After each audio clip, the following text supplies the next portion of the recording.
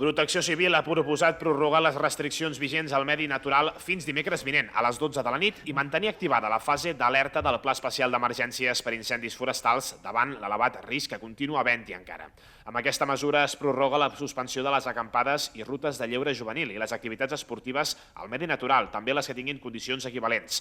També queden restringides les activitats vinculades als casals de vacances, colònies i estades esportives a l'entorn immediat de les cases on es dorm. Es mantenen restriccions d'accés als massissos de l'Albera, el Montgrí, el Montsant i el Parc Natural de Cap de Creus.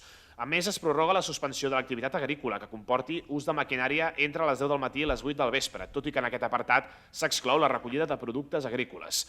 També es limita, d'altra banda, la circulació motoritzada pel medi natural, exceptuant residents i activitats inajornables, i la circulació dins del bosc del transport de productes forestals entre les 10 del matí i les 8 del vespre. Les obres i intervencions a les carreteres, excepte les autoritzades pel Servei Català de Trànsit, també queden suspeses. Tot i que les condicions meteorològiques han millorat respecte a dies anteriors, la vegetació està molt castigada per la calor i la sequera, i l'entrada de vent als dos extrems de Catalunya aquest dilluns i dimarts agreujarà el risc d'incendi forestal.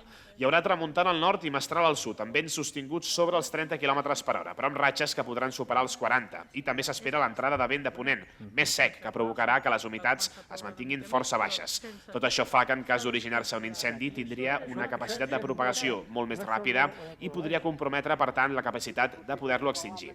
Malgrat que el Servei Meteorològic de Catalunya ha donat per finalitzada l'onada de calor, les temperatures podran arribar encara als 36 i 38 graus aquest dilluns a la zona de Ponent i les humitats durant el dia seran molt baixes, però s'espera que durant la nit els valors es normalitzin.